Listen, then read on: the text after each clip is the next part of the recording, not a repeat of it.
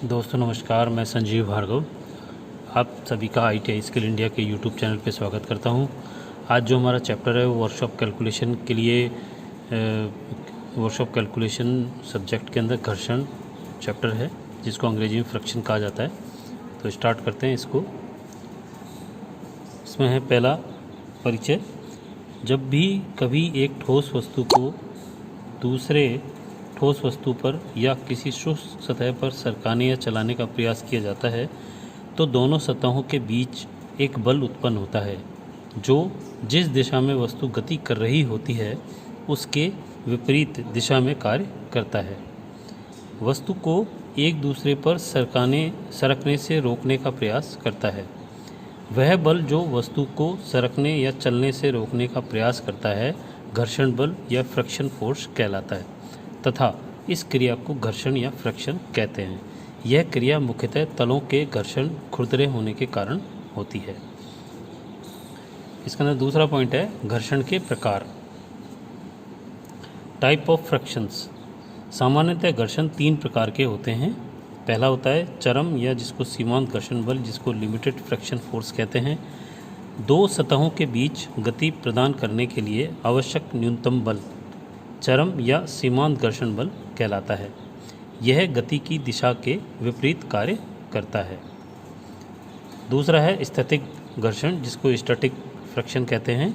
जब दो पिंड एक दूसरे को स्पर्श करते हुए सामान्य अवस्था में हों तथा तो इस स्थिति में उनके स्पर्श बिंदु पर उत्पन्न घर्षण जो स्थैतिक घर्षण कहलाता है।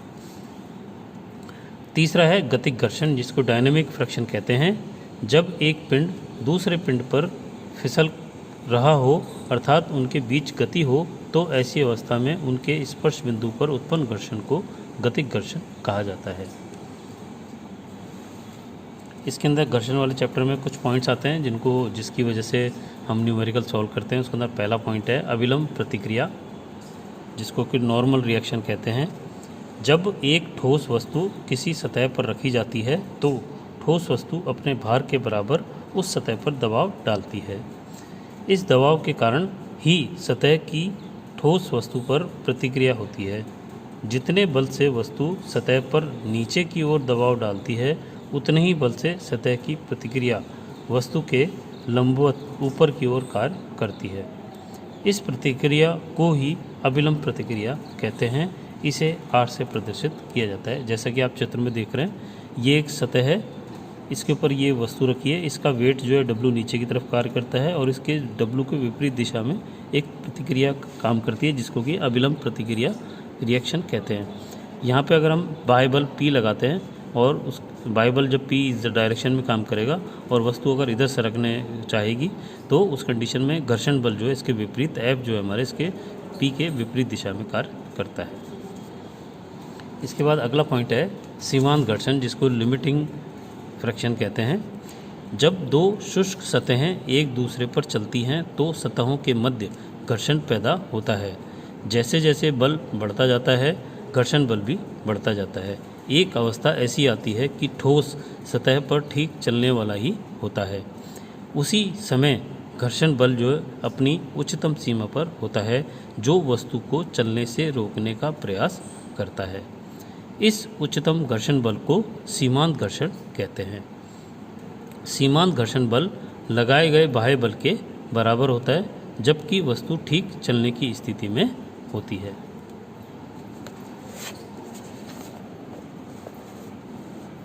इसके बाद है हमारा अगला पॉइंट घर्षण के नियम, लॉ ऑफ फ्रिक्शन। घर्षण बल हमेशा वस्तु की गति की विपरीत दिशा में कार्य करता है। दूसरा पॉइंट है घर्षण बल हमेशा लगाए गए बाह्य बल के बराबर होता है जो वस्तु को चलाने का प्रयास करता है। तीसरा पॉइंट होता है इसमें घर्षण बल संपर्क सतहों की प्रकृति व स्थिति पर निर्भर करता है परंतु उसके आकार और क्षेत्रफल पर निर्भर नहीं करता। इसका मतलब ये है कि वस्तु जिस सतह पर रखी हुई है उन दोनों की परिस्थिति क्या होंगी, उसकी स्थिति क्या है या उसकी प्रकृति क्या है, उसी पर डिपेंड करेगा कि घर्षण बल हमारा कितना लगेगा। चौथा पॉइंट है सीमांत घर्षण बल दो सतहों के बीच की अविलंब प्रतिक्रिया के समानुपाती होता है। यहाँ पर F समानुपाती R जहाँ F हमारा घर्षण बल यानी कि सीमांत घर्षण बल होता है और R हमारा जो है अभिलंब प्रतिक्रिया बल होता है। इसके बाद है घर्षण गुणांक, जिसको हम अंग्रेजी में कोफिशिएंट ऑफ फ्रिक्शन कहते हैं। सीमांत घर्षण तथा अभिलंब प्रतिक्रिया के अनुपात को घर्षण गुणांक कहते हैं। घर्षण गुणांक को म्यू इस तरह से प्रदर्शित किया जाता है, अर्थात म्यू बराबर F/R, जहाँ F हमारा सीमांत घर्षण बल होता है, R हमारा अभिलंब प्रतिक्रिया बल होता है, जहाँ पर म्यू को घर्षण गुणांक कहा जाता है, इसलिए F बराबर हमारा म्यू × R हो जाता है। नोट: घर्षण गुणांक किन्हीं दो पदार्थों के लिए सदा स्थिर रहता है तथा इसकी कोई इकाई नहीं होती है। वह घर्षण गुणांक का मान सदैव 1 से कम होना चाहिए या 1 से कम होता है। यदि घर्षण गुणांक का मान 1 से अधिक हो जाएगा तो वस्तु वहाँ से सरकेगी ही नहीं। इसके बाद है घर्षण कोण, एंगल ऑफ फ्रिक्शन। सीमांत घर्षण बल तथा अभिलंब प्रतिक्रिया के परिणामी बल के बीच के कोण को घर्षण कोण कहते हैं। इसे म्यू से ही प्रदर्शित किया जाता है। यहाँ पर हमारी ये वस्तु रखी है, यहाँ W इसका नीचे काम कर रहा है जो इसका वेट होता है। इसके विपरीत में एक प्रतिक्रिया बल लगता है जिसको R कहते हैं। P से अगर इसको खींचा जाता है, P प्रयास लगा के, तो F यहाँ पे इसका रिएक्शन जो उल्टी की तरफ लगता है जो कि फ्रिक्शन कहलाता है। यहाँ पर ये S जो है हमारा कर्ण है और A बिंदु के ऊपर थीटा से ऊपर लग रहा है, तो S के जो घटक होंगे यहाँ F बराबर S साइन थीटा होता है जो कि लंब कहलाता है, और यहाँ आधार जो R बराबर वो W बराबर S cos थीटा के बराबर होता है जो कि नॉर्मल रिएक्शन कहलाता है। जैसा कि चित्र 18.2b में दिखाया गया है, AB अभिलंब प्रतिक्रिया बल को तथा AD सीमांत घर्षण बल को प्रदर्शित कर रहा है। इस प्रकार समानांतर चतुर्भुज का विकर्ण AC दोनों बल का परिणामी बल है, जो अभिलंब प्रतिक्रिया बल R के साथ कोण BAC, यहाँ पर ये B, ये A और ये C, इसके साथ थीटा डिग्री का कोण बना रहा है। इसी कोण को घर्षण कोण कहते हैं। माना कि घर्षण कोण BAC थीटा के बराबर है, परिणामी बल हमारा S है। यदि परिणामी बल S को ऊर्ध्वाधर घटक AD तथा क्षैतिज घटक AB अवयवों में विभाजित किया जाए तो F बराबर S साइन थीटा होगा। ये हमारा ऊर्ध्वाधर यानी कि वर्टिकल फैक्टर होगा। R बराबर S cos थीटा होगा जो कि हमारा यहाँ पे हॉरिजॉन्टल घटक क्षैतिज घटक जो है जिसको हॉरिजॉन्टल फैक्टर कहते हैं। इसलिए F/R बराबर S साइन थीटा बटे S cos थीटा, यहाँ पे S से S कट जाएगा तो साइन थीटा बटे cos थीटा बराबर tan थीटा के बराबर होगा। इसीलिए म्यू बराबर हमारा tan थीटा के बराबर होता है, अर्थात घर्षण गुणांक हमारा जो है म्यू tan थीटा यानी कि घर्षण कोण के बराबर होता है। इसके बाद है आनंत तल, जिसको कि हम इंक्लाइंड प्लेन कहते हैं। यदि किसी वस्तु को आनंत तल पर रख कर तथा धीरे धीरे कोण को बढ़ाया जाए तो एक ऐसी स्थिति आती है कि वस्तु स्वतः ही धरातल पर से नीचे फिसलने लगती है। जिस कोण पर वस्तु स्वतः ही अनंत तल पर फिसलकर नीचे जाने लगती है घर्षण कोण कहलाता है। चित्र के अनुसार AB धरातल क्षैतिज से थीटा डिग्री पर झुका है। इस पर W किलोग्राम भार पर कार्य कर रहा है। W किलोग्राम का जो भार है वो कार्य करने वाली ऊर्ध्वाधर रेखा झुके हुए धरातल की अभिलंब रेखा के साथ उतने ही अंश पर धरातल क्षैतिज के साथ झुका होगा। वस्तु के भार W का अवयव W cos थीटा और अभिलंब प्रतिक्रिया बल R के बराबर होगा तथा इसके विपरीत दिशा में कार्य करता है। दोनों ऊर्ध्वाधर अवयव यानी कि W sin थीटा आनत धरातल के समानांतर नीचे की ओर कार्य करते हैं। घर्षण बल F के विपरीत दिशा में कार्य होता है। तो यहाँ पर आप चित्र देख रहे हैं, इसके अंदर ये हमारी वस्तु है जो एक आनंत तल पे रखी हुई है, जो थीटा के साथ ये आनंत तल हमारा थीटा डिग्री के कोण पे काम कर रहा है। तो ये W जो है हमारा बिल्कुल वर्टिकल नीचे काम करता है। तो हमारा जो W का दो फैक्टर होंगे, एक हमारा W cos थीटा और एक हमारा W sin theta. W cos theta के विपरीत दिशा में नॉर्मल रिएक्शन लगता है और W sin थीटा के विपरीत दिशा में हमारा फ्रिक्शन काम करता है।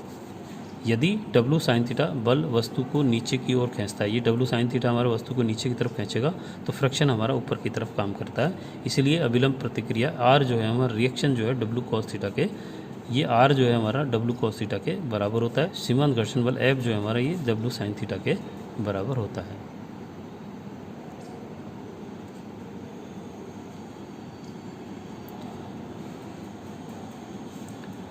इसलिए घर्षण गुणांक म्यू बराबर एफ बटे आर बराबर डब्लू साइन थीटा बटे डब्लू कॉस थीटा, डब्लू से डब्लू कट जाता है तो साइन थीटा बटे कॉस थीटा, यानी कि म्यू बराबर हमारा टेन थीटा के बराबर होता है।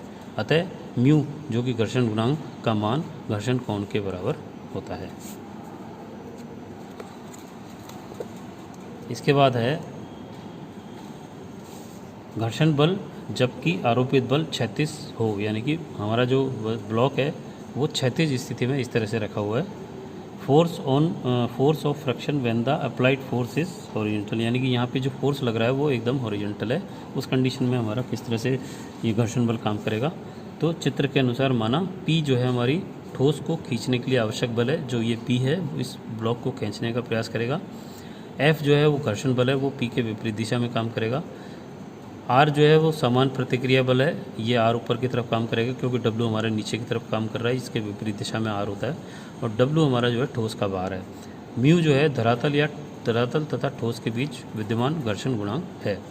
तो चित्र के प्रेक्षणों के अनुसार यदि आरोपित बल P घर्षण बल के बराबर या कम होगा तो ठोस वस्तु आगे की ओर नहीं खिसकेगी। यह एक क्षैतिज बल है, तो P हमारा जो F के बराबर हो जाएगा। तो P हमारा यहाँ F के बराबर हो रहा है। ठोस की सामान्य प्रतिक्रिया भार की विपरीत दिशा में होती है, तो R बराबर हमारा W होता है, R जो हमारा W के बराबर होता है। इसलिए घर्षण बल F जो है वो म्यू R के बराबर होता है। अतः ठोस को खिसकाने के लिए आवश्यक बल जो है F बराबर म्यू इंटू R हमें लेना होता है। इसके बाद अगली कंडीशन है कि घर्षण बल जबकि आरोपित बल क्षैतिज तल से थीटा डिग्री पे थीटा कोण पर झुका हो।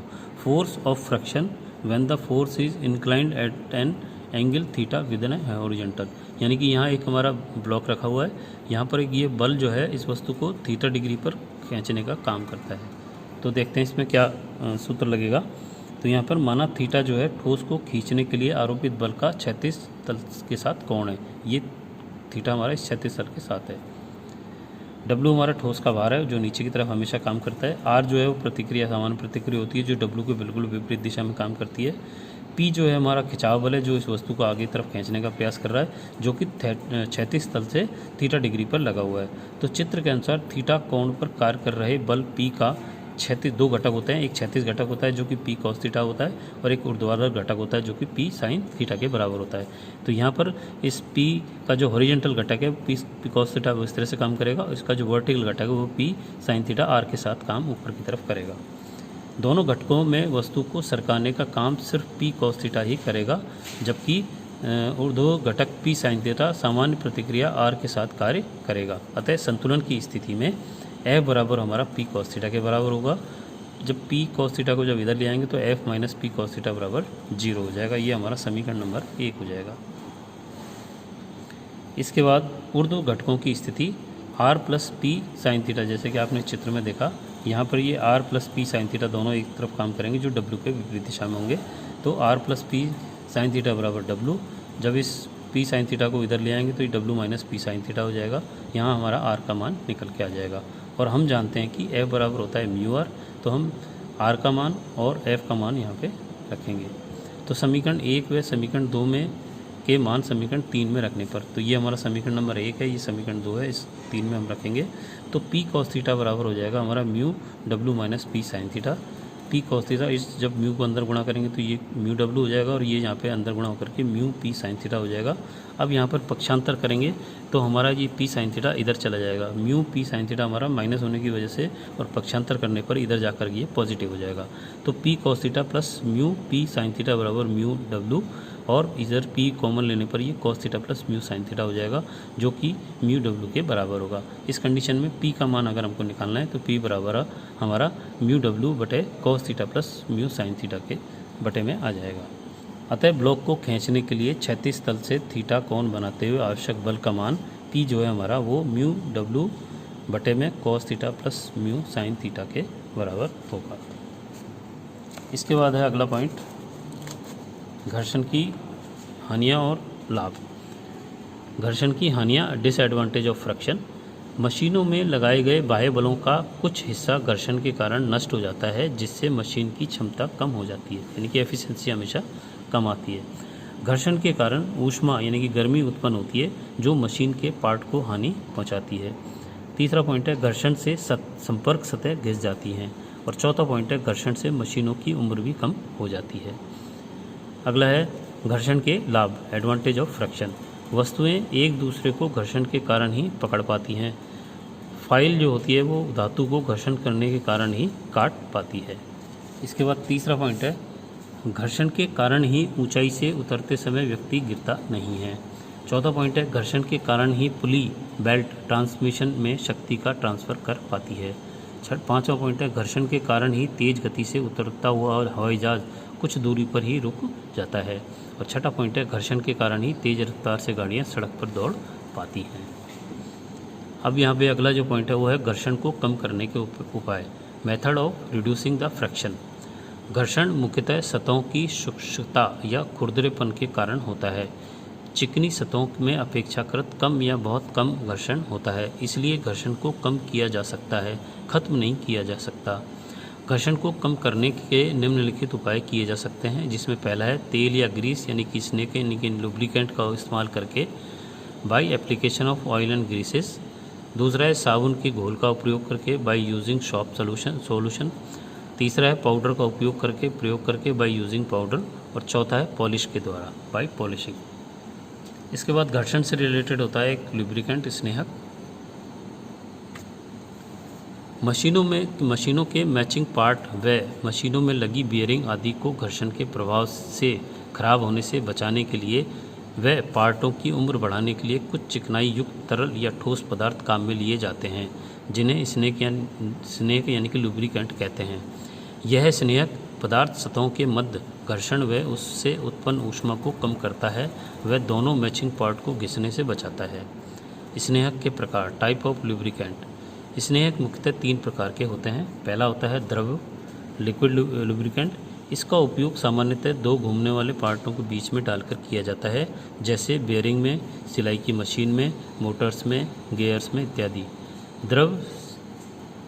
द्रव स्नेहक के खनिज तेल व वनस्पति तेल अच्छे उदाहरण होते हैं। दूसरा है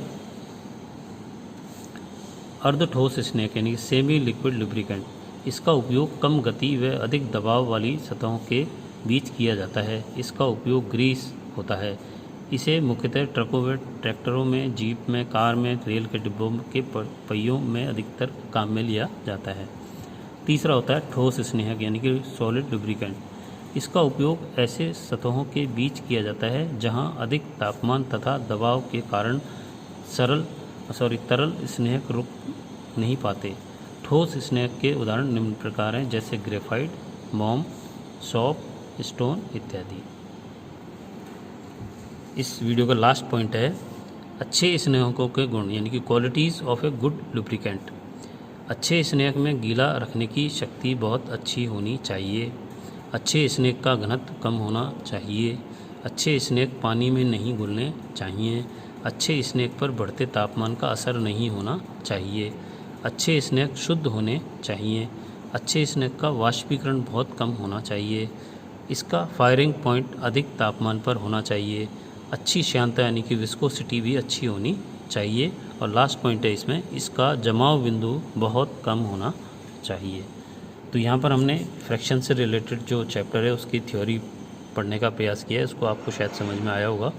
अगला जो मेरा वीडियो होगा उसके अंदर जो मेरी किताब के अंदर न्यूमेरिकल उदाहरण के रूप में दे रखे हैं वो मैं आपको समझाने का प्रयास करूँगा। और तीसरा वीडियो जो घर्षण से रिलेटेड होगा उसके अंदर मैं प्रश्न जो होंगे हमें प्रश्नावली को उनको सॉल्व करके आपको समझाने का प्रयास करूँगा। यदि आपको ये मेरा वीडियो अच्छा लगा तो उसको लाइक करें और शेयर करें अपने दोस्तों के बीच में। और यदि आप मेरे चैनल पर पहली बार आएँ तो उसको सब्सक्राइब करें, जिससे कि आपको आने वाले सभी वीडियो समय पे मिलते रहें। मैं आपका धन्यवाद करता हूँ। तो आज के लिए इतना। जय भारत, जय हिंद, धन्यवाद।